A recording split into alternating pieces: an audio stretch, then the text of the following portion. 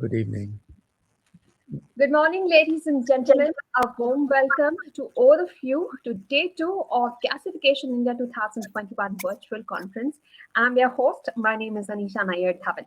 A day earlier, we had a chance to hear from industry leaders about the promise of coal gasification and how policy action and innovation in technologies are promising to lead our country forward on the path of clean energy, where coal will not be viewed as a dirty fossil fuel, but as a locally abundant resource which, when used smartly, can help us with our energy security and cut our import bill as well as reduce our carbon footprint. Now, today our focus is going to be on hydrogen, a zero emission source of energy, and the role of coal in India's hydrogen mission. The National Hydrogen Mission was launched this year, where hydrogen will play a significant role in achieving India's decarbonization goals. Currently, most of the hydrogen produced in India is from using natural gas, all of which is nearly imported. This is called gray hydrogen. Now, green hydrogen is produced from renewable energy, which is being projected as the centerpiece of the hydrogen mission. Of course, the technology here isn't very refined, and this is not something that has been done on scale yet. Coal can also be used to produce hydrogen, which is called brown hydrogen. But there is a fear that while extracting hydrogen via coal from the moisture embedded in the coal, there may be carbon emissions. But with carbon capture and storage methods, coal reserves could become an abundant and cheap source of hydrogen. Today, we will further delve into the various aspects of gasification projects, how to develop methanol and hydrogen economy with gasification, and how the future of chemicals and synthetic fuels is going to be impacted with gasification. Just a reminder for all our participants, we also have a concurrent expo here where we have world class providers of technology, equipment, and solutions for gasification under one roof for you to meet and consult with. If you haven't checked out the stalls as yet, I suggest you do it. This is the last chance for you to do it. We would also like to thank our sponsors who have supported us this year to make gasification and waste to energy conference a big success. We would like to thank our principal sponsors, Jindal Steel and Power, Indian Oil Corporation, and Case Group. Our powering sponsors, Coal India, our supporting sponsors, Navy Lignite and Engineers India.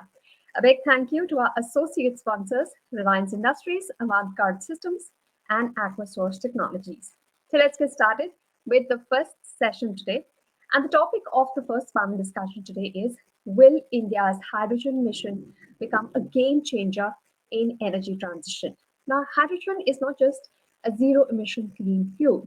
Not only can it substitute liquid fuels, you can use it as transport fuel instead of petrol and diesel. It can also be used for grid stability, where surplus renewable power can be stored as hydrogen, and it can be used to defossilize industrial processes. The possibilities are just endless. So, what could be the roadmap for India's hydrogen economy? What will be the best resources to put to use for its generation? Is the technology tried and tested? And will it be cost effective at scale? Soon enough. Now, that's the question. Soon enough. To discuss all this, please welcome our speakers. We have Dr. Mukesh Kumar, Director, Steel Research Technology Mission of India, Dr. Anjan Ray, Indian Institute of Petroleum, CSIR, and Mr. Piyush Kumar, Chief Manager, Ministry of Coal.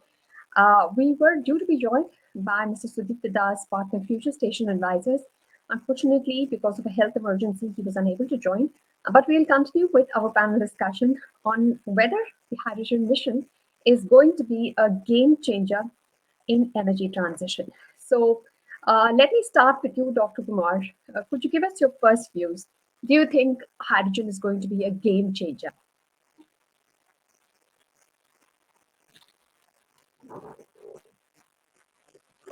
All right. I'm sorry to interrupt you, Dr. Kumar. We are unable to hear you for some reason. I'm going to ask our technical team to get in touch with you to sort out your audio issues. Mr. Piyush Kumar, I request you to start this discussion and tell us what you feel. Do you think hydrogen is going to be a game changer for our country? Good morning, Anisha, and good morning. I think I'm audible to all. Yes, sir, we can hear you. Uh, Good morning, friends. At the outset, I would like to thank the organizers for inviting me for this Gasification India 2021. I remember I attended last year also Gasification India. Then I discussed more on coal gasification. Now coming to hydrogen after the announcement of Honorable Prime Minister Modi. See, hydrogen is the simplest and most abundant element available. Just one electron and one proton. So, the basic problem is that it doesn't typically exist and it must be produced. So, it can be produced. Uh, Traditionally, it is being produced by fossil fuels, especially natural gas. But there are other means also using electricity. We can generate hydrogen. The basic issue is the cost competitiveness. Right now, most of the hydrogen which is produced is by natural gas, and the use of hydrogen in is mainly in the refineries, production of fertilizers, and then some amount for fuel cells. Actually, hydrogen can also be produced by coal gasification. And the syngas which is produced after coal gasification is CO plus H2. Uh, the H2 available in the hydro in the syngas can be utilized in many ways, and Ministry of Coal is well aware of that. Accordingly, we have constituted a task force also, an expert committee. I am happy to share that Dr. Anjan Ray and Dr. Mukesh, they are part of the committee, expert committee of Ministry of Coal, who is working on coal to hydrogen economy. And very soon we are going to come up with a policy document that how we will go ahead from coal to hydrogen. So coal gasification in this hydrogen can also be produced through biological processes, also through microbes, which can consume plants and produce hydrogen. But our discussions today will be limited to coal gasification because it's the gasification conference. So it is my opening remarks. Lastly, I would just like to mention that hydrogen is only an energy carrier. It is not a source of energy. Mhm. It can deliver and store tremendous amount of energy. So hydrogen with fuel cells is a very good option, especially in the present environment where climate change is having a dominant role. And hydrogen and fuel cells in combination has a lot of potential to reduce greenhouse gas emissions in many applications.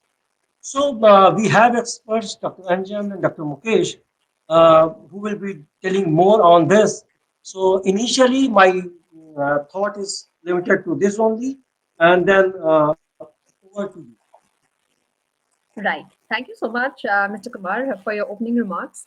Dr. Ray, want to come to you. We're very privileged to have you and Dr. Mukesh Kumar with us because we get the inside view of what the thinking is amongst the policymakers. Dr. Ray, we've heard Mr. Piyush Kumar explain to us hydrogen is not an energy source, but it can give you clean energy.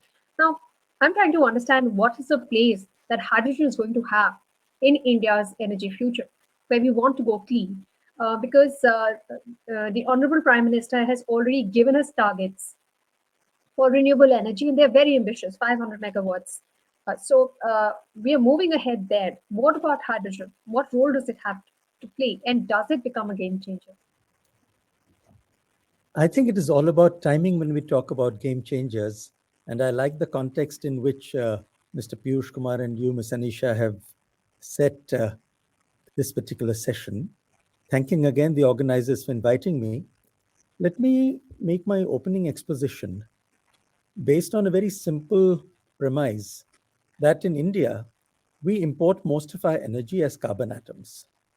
As a country, we import close to 350 million tons of carbon atoms in the form of petroleum, some coal, and some natural gas.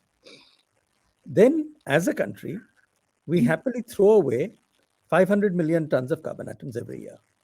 So if you could actually capture every carbon atom that we threw and we could use it again, we would not need to import carbon atoms at all. Further, we have carbon atoms sitting in our country in the form of coal, very, very large reserves, and the numbers are well known. So if you could harness those, we could get, again, enough to replace our imports. So one first driver that we have is, how do I get local carbon atoms? But as you just heard from Mr. Piyush, hydrogen has no carbon atoms. It has none at all. And this relates to the air quality that we are hearing about in a lot of our cities, including a capital. Because every time you have a carbon atom with a carbon-carbon bond, a carbon-carbon bond produces soot when you burn it. And hydrogen doesn't. Similarly, if I have methane or natural gas and I burn it, I get very little soot because it doesn't have any carbon-carbon bonds. So from a pure science point of view, having a combination of an economy where we use domestic carbon resources and then we convert the carbon-based energy to hydrogen-based energy, we win twice. We reduce the import that drains our foreign exchange and also indirectly adds our carbon footprint, because to move a million tons of diesel costs us 1% of the diesel in movement on an average diesel movement in this country. So the moment we start looking at local sources of energy and we combine that with hydrogen carrier as a line of thought, we will reduce both imports and improve air quality. These are our first points to be made. One other opening exposition point that I will make is that there are 4 criteria that we must do in any energy transition, in fact, in any product transition from A to B, from the landline phone to the mobile phone, or from laced sneakers to unlaced running shoes. Whatever transitions we do, there are 4 questions that are always asked. The first question is, does it perform as well? Now, perform as well doesn't only mean does it meet all the nice boxes that we want to tick, but from the user point of view, does it provide the convenience that the previous incumbent was providing? So you see a resistance to wearing helmets, even though people know it's safer, because there's an inconvenience associated with helmets or an inconvenience associated with masks. And a greater threat, that of a penalty or of a COVID infection, makes people wear helmets or masks. Today, we must recognize that the greater threat of climate change must drive us towards these alternate energies, whether it's hydrogen or methanol or ethanol or biodiesel. So performance is the first one. Does it work as well? And even if it has inconveniences, what overcomes those inconveniences? The question already mentioned by you about green hydrogen, can we get it at scale? Today, we can get gray hydrogen from coal at scale. We should be able to get blue hydrogen, coal plus CCS, at scale. So scale is one of the big drivers for our national hydrogen mission. If we can't get scale, it's no fun. So unless we get, I don't know, maybe 5 million tons per year of hydrogen, or maybe 10 million tons, some ambitious number that can replace enough carbon atoms, it's not worth it. Because as you remember, 350 million tons of carbon atoms. 2 million tons of hydrogen will replace 12 million tons of carbon. That's the economics. So hydrogen is much more energy dense. Then the third is cost. Everybody is happy to go to things that are green, but when it comes to carrying the cost, you will see a lot of hesitancy.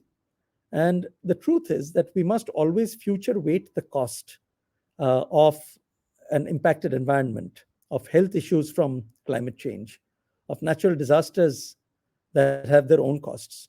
Once we weigh those future costs in a realistic manner, you will find that the present costs of going green are actually not very high. And that's the last and fourth point over performance, scale, and cost is sustainability. We must always measure how green is our hydrogen. We mustn't have a conversation without putting in the mechanism for measuring the net greenhouse gas emission savings when we switch to hydrogen. And that should be on a life cycle basis. With these opening remarks, I hand it back to you, ma'am.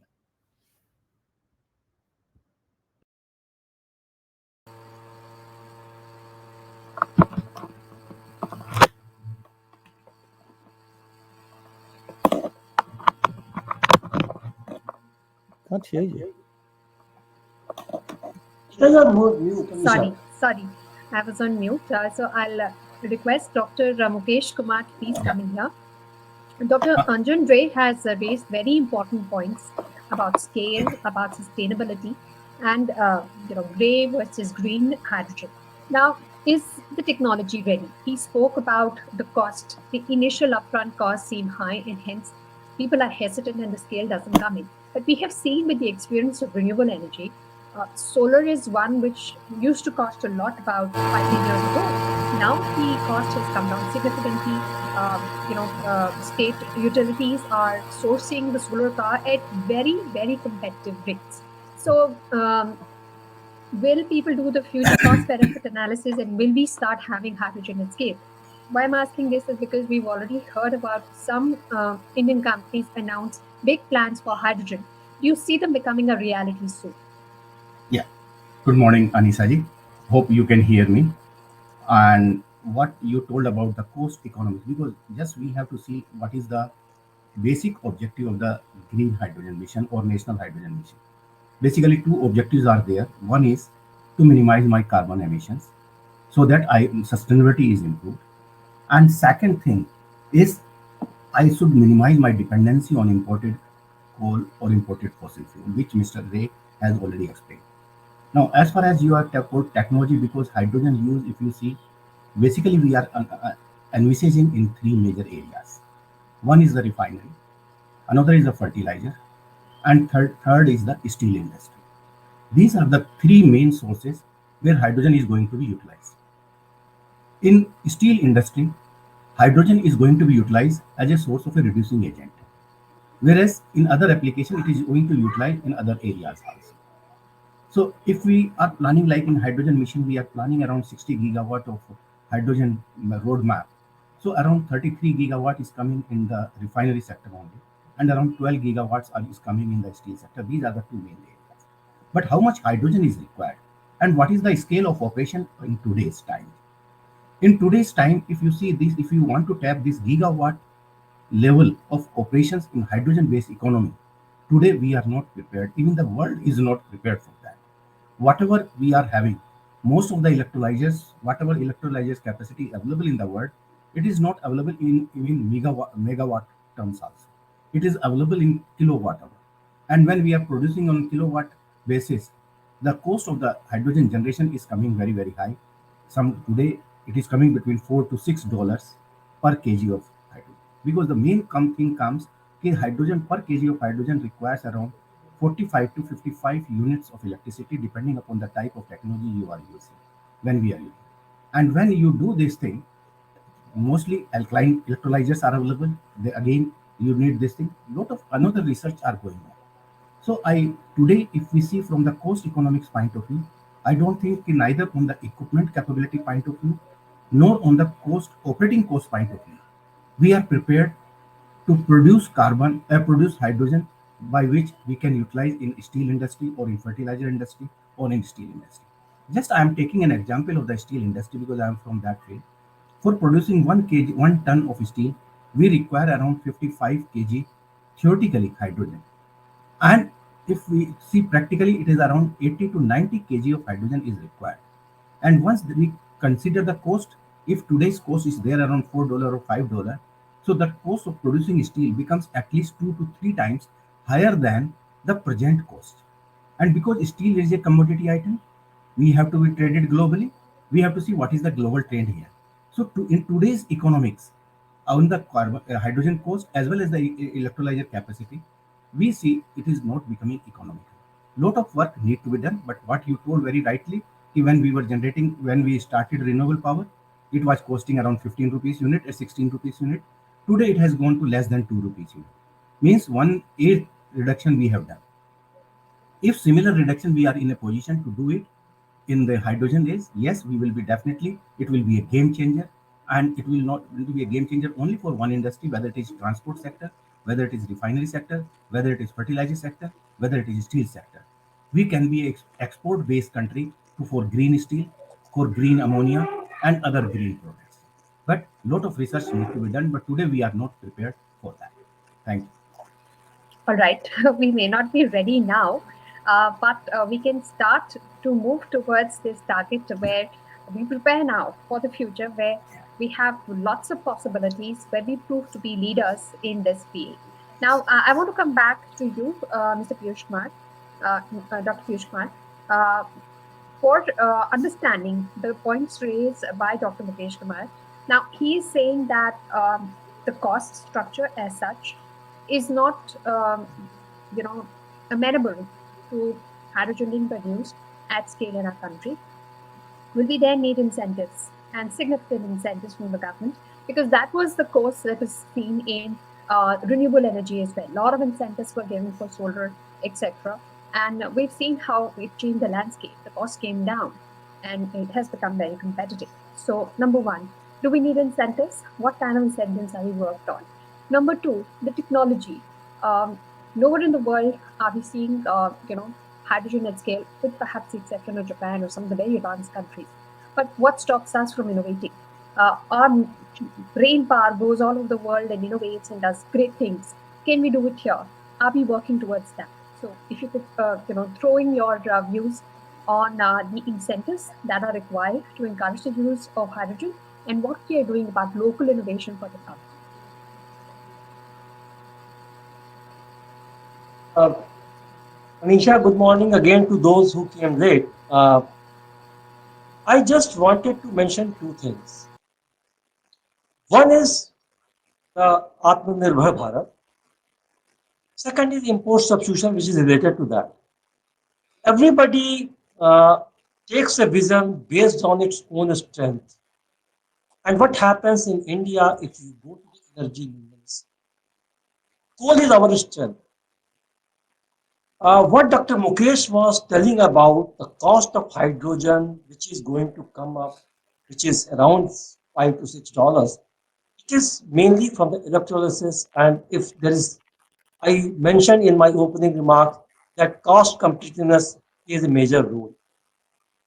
We had some data from China, and then in our expert committee, when we discussed, along with carbon capture, the CCUS technologies, though it has not developed so far, the cost of hydrogen may come down to $2 with coal gasification. So our strength is coal. We have abundance of coal. We have some experience of hydrogen using for steel sector like JSPL in Angul. Then Ministry of Coal has also taking ahead the coal gasification vision. And we have also yesterday, project advisor has mentioned in this forum that we have brought out a mission document where we have categorically pointed out that what are the incentives government is thinking about, and we have to work hard. Thing is that see, one project of coal gasification will take 3 to 4 years. So we have to at least start from somewhere. It is a good beginning. There are so many things. Government has to do its own work. Industry will have to do its own work. R&D has to do its own work. I have seen a lot of research is going on for coal gasification. Uh, Thermax, Simfer, then Bale, they are working on coal gasification technologies. They are developing pilot scale projects. We are also thinking about roping in some uh, this, companies, technologies which are already existing from GTI or from Air Products. So some of the plants have come up like Talcher. So gasification part, if it is becoming cost competitive or not, we will look into it. If there is some problem, some policy support is required, we will take care of those policy support so that the gasification comes into this. Now coming to hydrogen. Hydrogen is very much associated with this. The Talcher fertilizer plant, which is producing ammonia. See, hydrogen, there are two things. Dr. Mukesh is a very learned person. He taught me so many things. See, in iron industry, Fe2O3, you have to just remove O. You can remove O by hydrogen. So the thing is, ki, it is an endothermic reaction. I think today Dr. Mukesh has not deliberated much on this. So you need some amount of energy to reduce hydro Fe. That energy can be achieved from CO. So CO plus H2, the same gas which is produced. So Dr. Mukesh will agree with me. The hydrogen which is coming out from coal gasification is much better than the hydrogen which is going to come out from the renewables or from any other place. So at this forum, at Gasification India 2021, I must say that the hydrogen economy, if it is going up, there are two, three things. Everything has to be taken up parallelly. So MNRE is already taking up the hydrogen mission, the green hydrogen mission. Similarly, Ministry of Coal is also taking it up. I am sure that with CCUS technology, the hydrogen mission which we are planning to also identify some of the pilot projects or demonstration scale so that the refineries can also utilize some of the hydrogen produced from coal gasification. Right. Thank you so much, Mr. Piyush Kumar. Uh, on the technology front, there seems to be pilot work being done, pilot projects being done, and we hope that a number of these will be successful and can be replicated at scale. But, sir, I'd request you to please tell us about the incentives that the government is taking about. You said that some incentives will come through. Could you name a few for us? And I would request all the participants also watching, do chip in with your comments and your experiences since you've been doing this. I think half of you must be experts in chemical engineering as well. So I will come to you, Dr. Mukesh Kumar, on Mr. Piyush Kumar's point that hydrogen from coal is going to be much better than hydrogen from anywhere else. But first, I just would request Mr. Kumar to at least give us some clue on what kind of incentives could be in store for those who go in for coal gasification and get hydrogen out of it as well. Yeah, madam. See, Yeah, Anisa ji, as you mentioned very rightly, because Dr. this, Kumar, I request Mr. Piyush Kumar to please give us some clues about the incentives that are coming in, and then I'll come to you. see, Nisha, I just wanted to mention that what type of incentive the industry wants in coal gasification. There are two things. One is coal should be made available from a specific source because the coal gasification process is such that you cannot change the quality of coal for the entire duration of that particular coal gasification.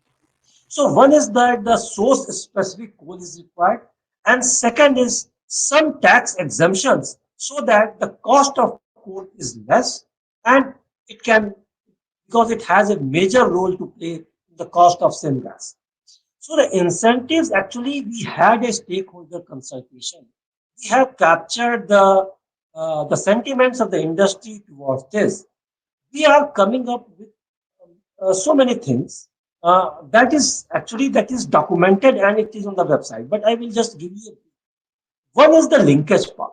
So we are thinking about that if you want to have linkage similar to the power sector, which are getting some advantages for getting coal. Similar to this, the coal gasification sector should also have some advantage of dedicated linkage. They should not compete with other NRS sector so that they can get coal. Second thing is the tax incentives which the industry desires, and so much of interest has come on the tax incentives. See, there are two part of this. One is the viability gap funding for a particular project. Government may come up with auction of a particular gasification technology part of thing, and we can think about viability gap funding, or we can think about tax incentives. Tax incentives will be across the industry and anybody who feels so.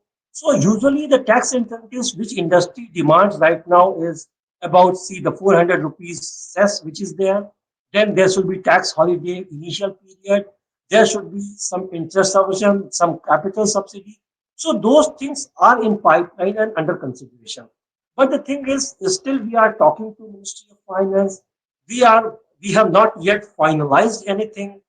We are still consulting so many industries, so many people over there. But definitely, I think in the 6 months' time, both the things, the coal availability and the tax exemptions, both will come up very soon. That's very heartening to know that tax incentives as well as the supply, a short supply of coal for gasification could be something that will come across in the future.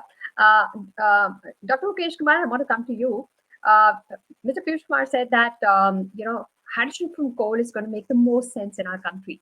What do you have to say on this? Because green hydrogen, the technology is still developing, and we have so much of abundant coal. Do you think that hydrogen from coal is going to beat anything else, anywhere else you get hydrogen from? Dr. Mukesh Kumar, would you please unmute yourself?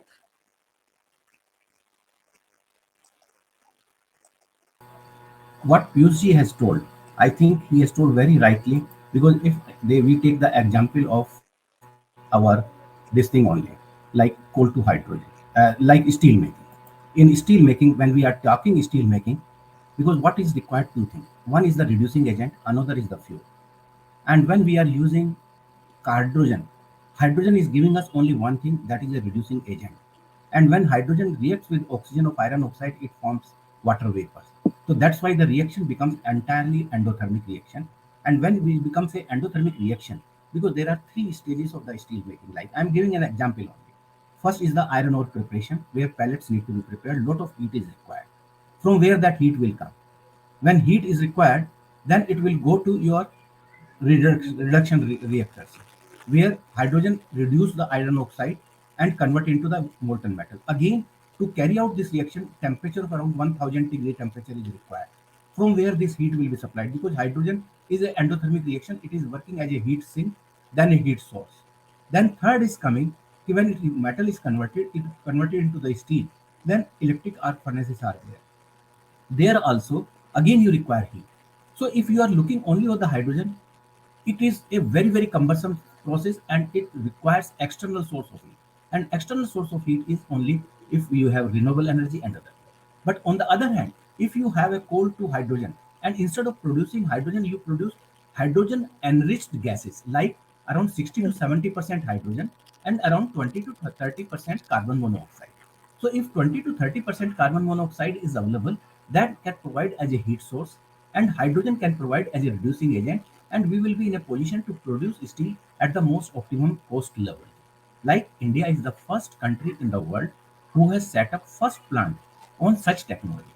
That is a Jindal Steel and Power Limited, where coal gasification plant has been set up, and where we are producing coal. But the only problem what we were facing today is we have some coal reserves which are having, most of the coal are having high ash content, and that's why technology of gasification is not available.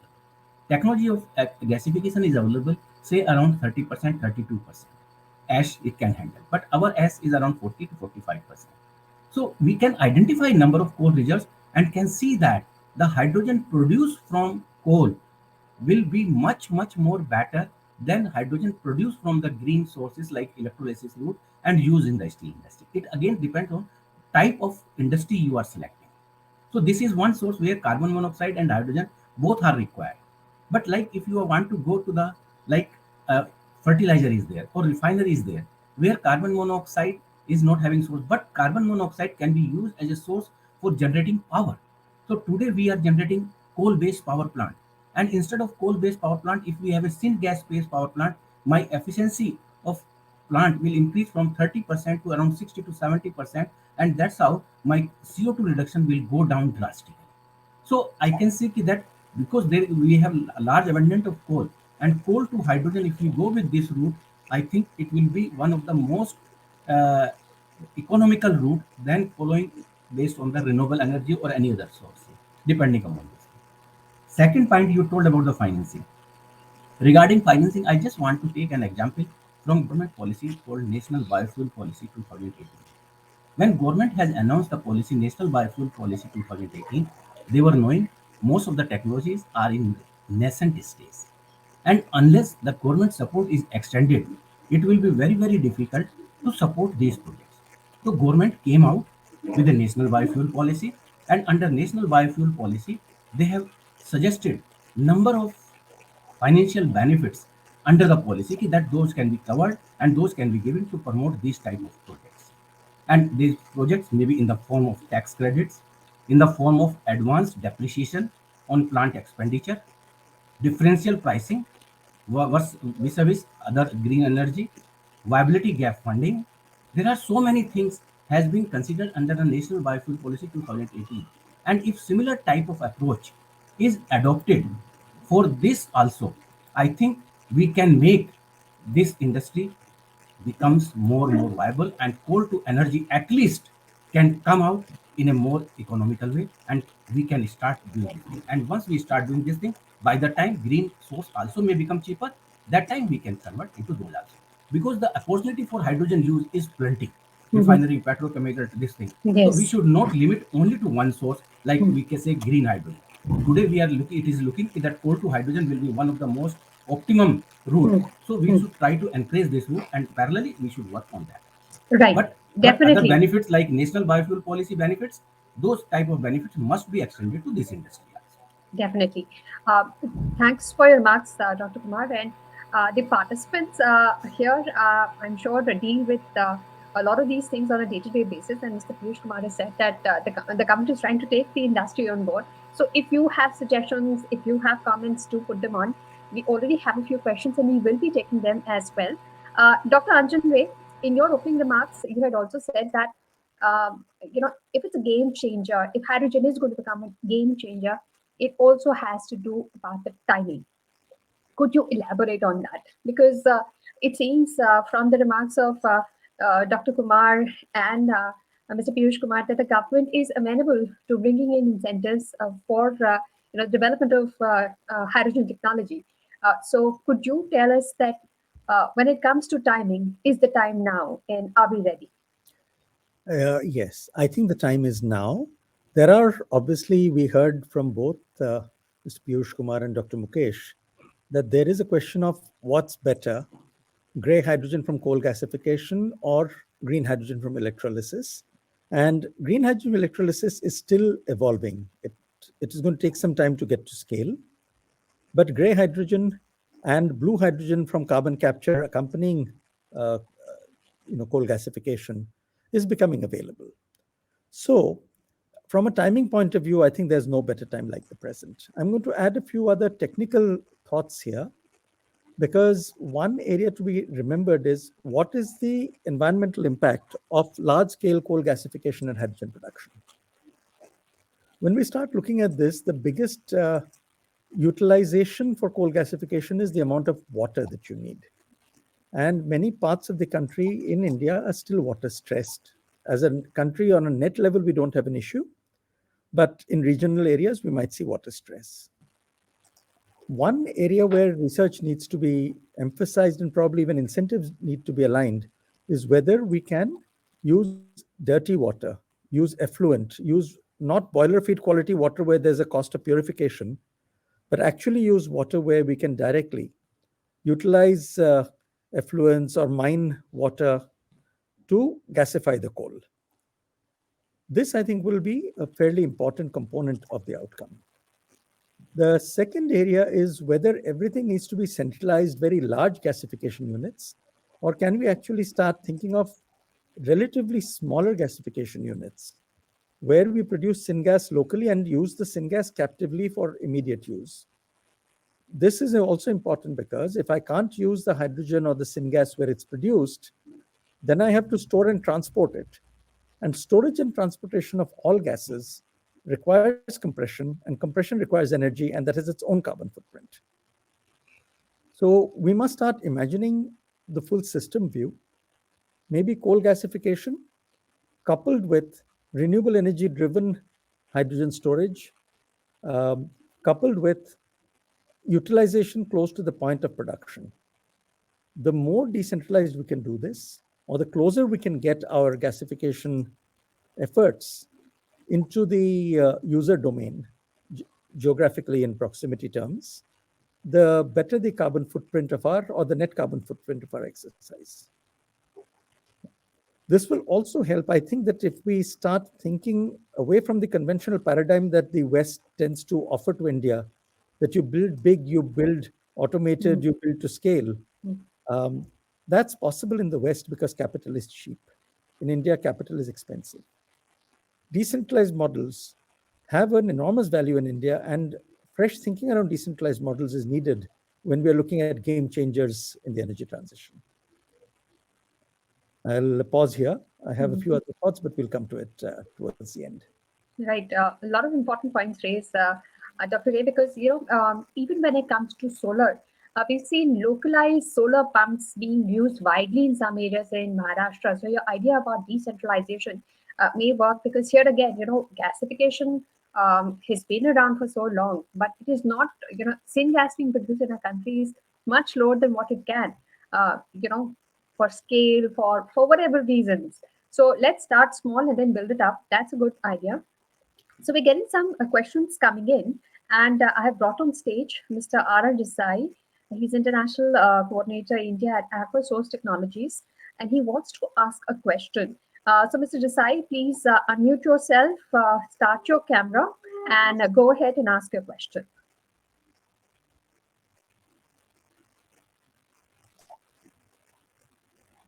Mr. Desai, please ask a question.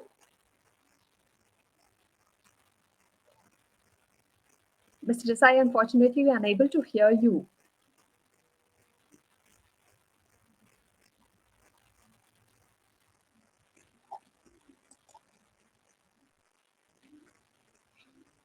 All right. There seems to be some audio problem here. Mr. Desai, Anisha, I can see the questions he has made on question and answer yes. table. The question is, MNRD has introduced interest subvention schemes. Can anyone elaborate on this, please? So, Mr. Piyush Kumar, would you like to take this up, sir? See, Mr. Desai, the thing is that interest subvention means that suppose the capital you wanted to invest something, you have to pay interest about 8 to 9% to a particular bank. Government will give you some interest subvention at 2-3%, and that the government will be paying to the bank. So you will be getting the capital at lower interest.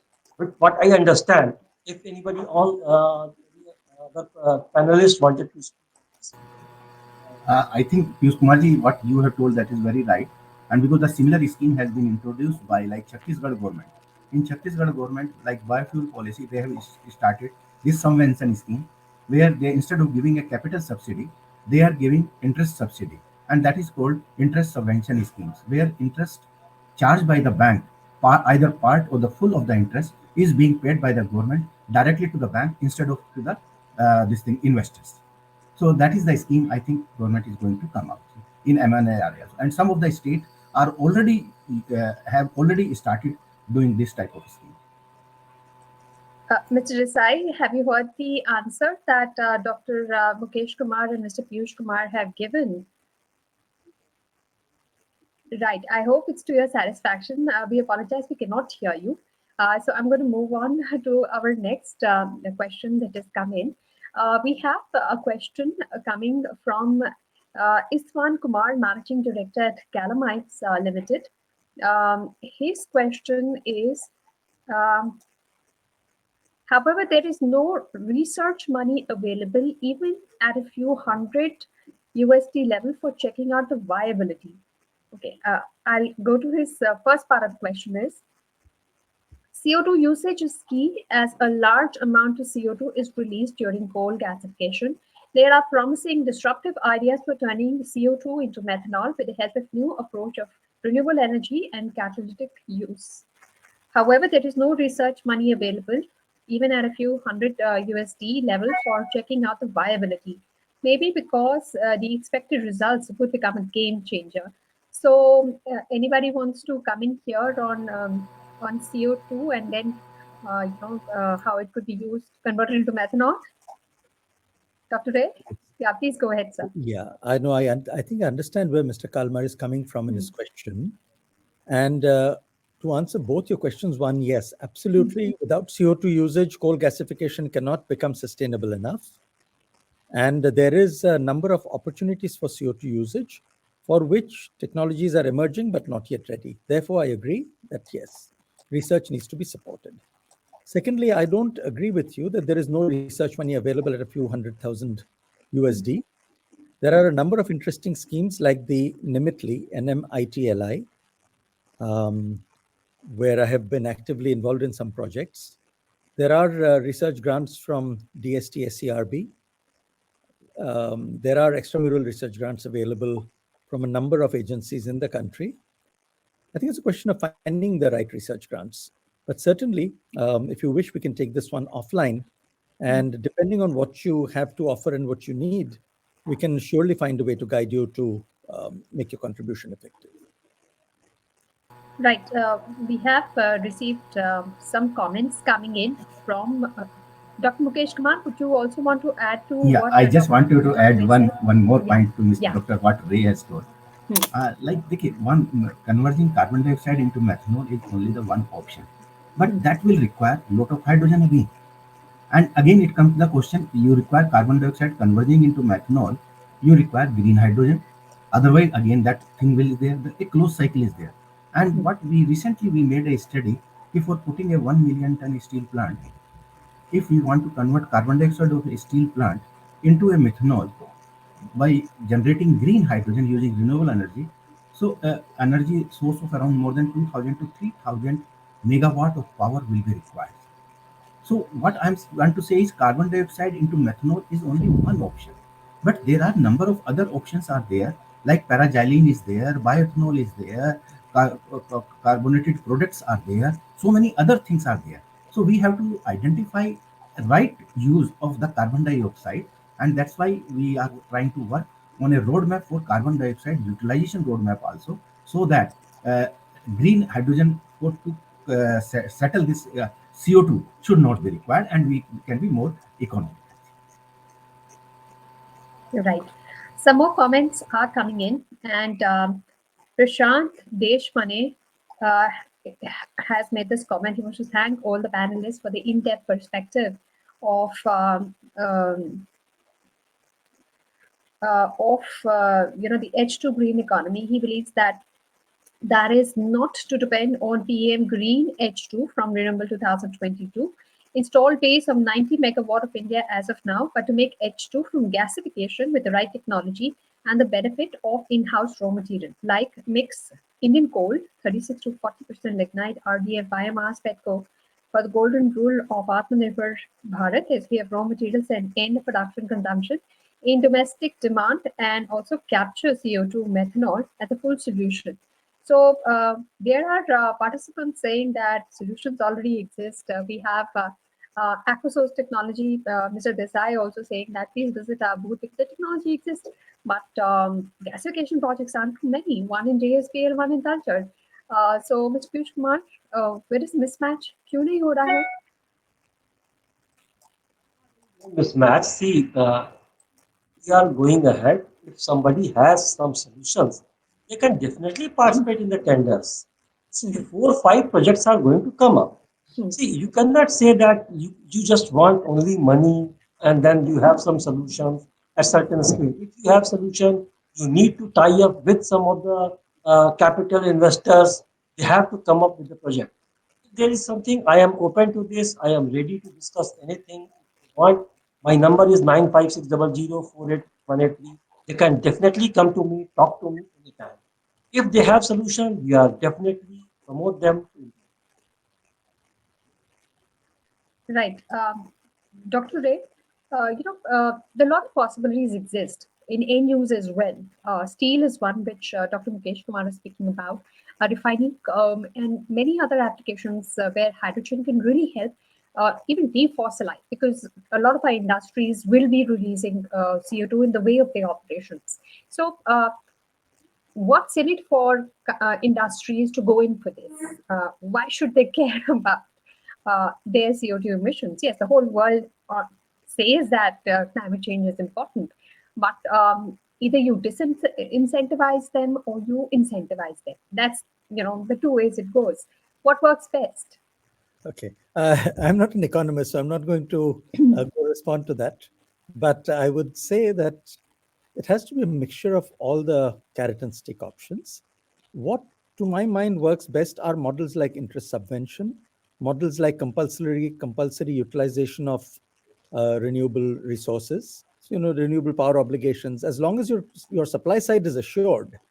So the first job of the government and of the people who have policy handles is if you mandate a demand, then you must ensure the supply.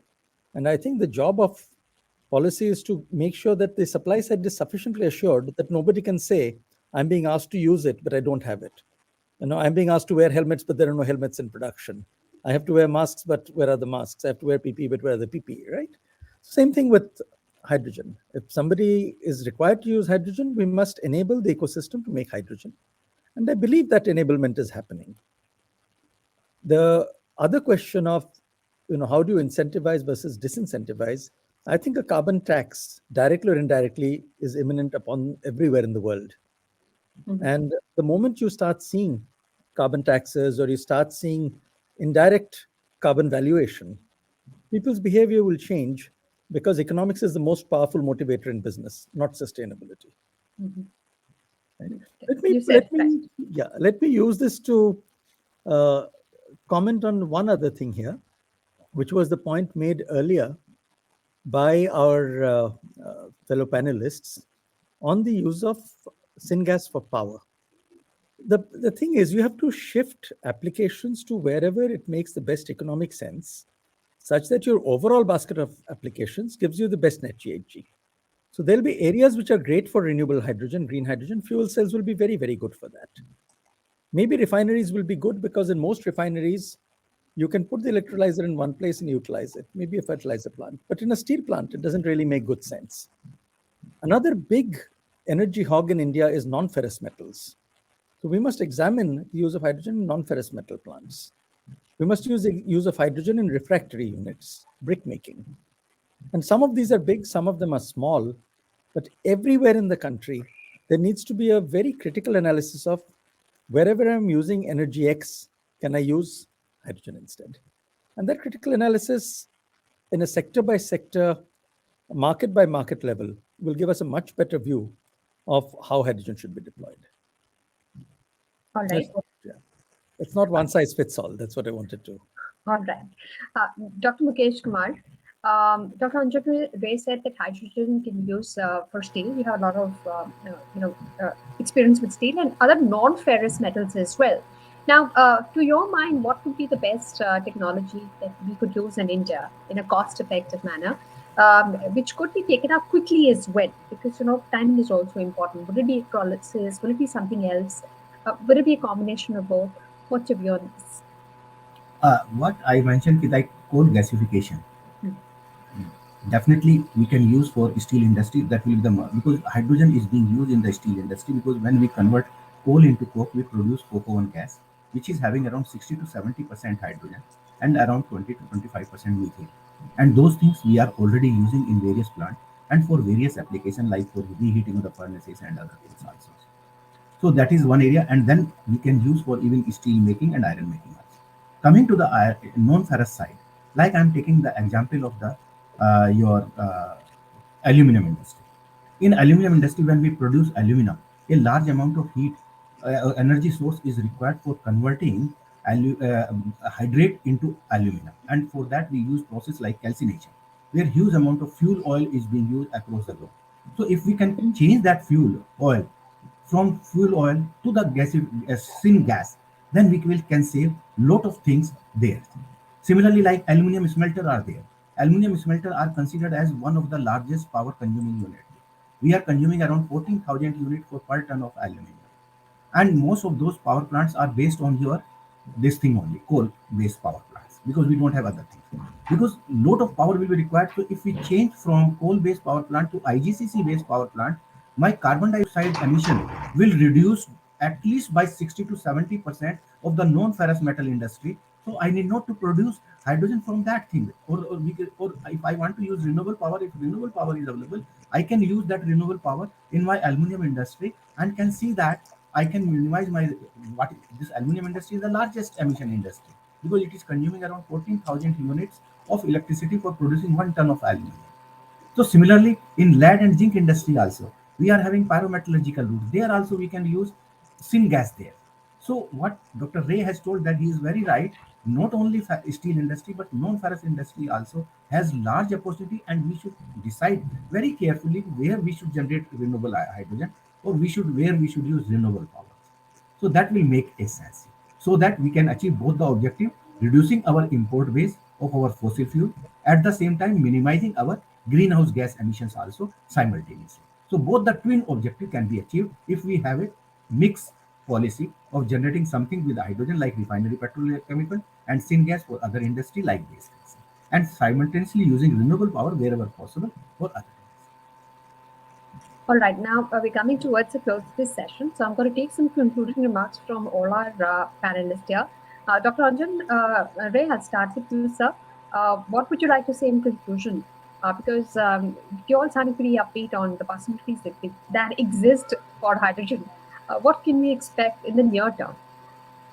I think in the near term, what we hope to see is a rapid expansion of gasification to produce syngas and a proper evaluation of the Venn diagram where you have a gasification circle, you have a hydrogen circle, and you have an overlapped circle. Each of them will have their own utility, and we should not confuse gasification and hydrogen. We should look at gasification without hydrogen, gasification with hydrogen, and hydrogen without gasification. All three will have their own value. And that due diligence, I think we must do without treating any one of those as a catchword or a bandwagon. There's a very, very large opportunity in both gasification and hydrogen. Right. Mr. Piyush Kumar, in conclusion, what would you like to say? Because a lot of industry participants are watching you. What do you feel will be the near-term outlook for gasification and hydrogen? Anisha, I just wanted to mention, because it is a gasification conference and it is my closing remarks. I just wanted to mention that coal gasification. Actually, the main thing, the difficult part is the coal gasification. Just a minute.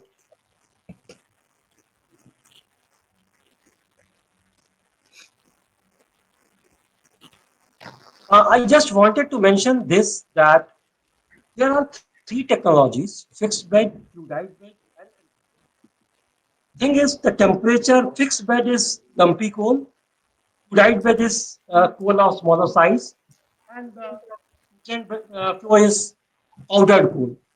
The temperature at fluidized and interest is 800 and 1600 in temperature. Most of the research is going on only on fluoride beds in India. So we need to think about, R&D has to think about what is the cost effective method of this. We have to think about the high ash coal available in the country. And then R&D has to take ahead in that. Second is, for immediate adoption, we need to think about the technology which has been developed. We need to capture this for the industry purpose. And then the policy part, this we can take care at the ministry. So all three, R&D, industry, and policymakers have to come together to make this happen. Right. Dr. Mukesh Kumar, I'll take your concluding words as well. What I want to say, Anisaji, because whatever past history if we see, converging laboratory scale into a pilot scale and pilot scale to our this thing, industrial scale and scale up, we are lacking in so many. We are lacking in design capacity, and if we have to wait for converting from laboratory scale to the pilot scale, it will take long time. So, in my opinion, it is not the time when we look for this thing, and we should go ahead with the proven technology, whatever is available, so that we should not waste time in tapping the real potential which is available in the gasification sector as well as in the hydrogen sector. All right. Thank you to all our panelists for joining us and sharing with us their thoughts, their views, and their opinions on the role of hydrogen and how hydrogen and gasification will work together or separately, the future that they have in our country. Thank you for joining us. Thank you, Dr. Mukesh Kumar, Dr. Anjan Ray, and Mr. Piyush Kumar for joining us this morning and sharing with us your thoughts. We're now going to slip into a half an hour break, and this is an opportunity for you to catch up with the peers who are on this platform. And do visit the booth, because a lot of these issues that have been spoken about technological challenges and solutions, you would find some of the solutions from those at the expo. So make sure to visit the expo and find out what's the latest and what innovations are being done. We'll take a break and we'll return at 11:30 to join us again.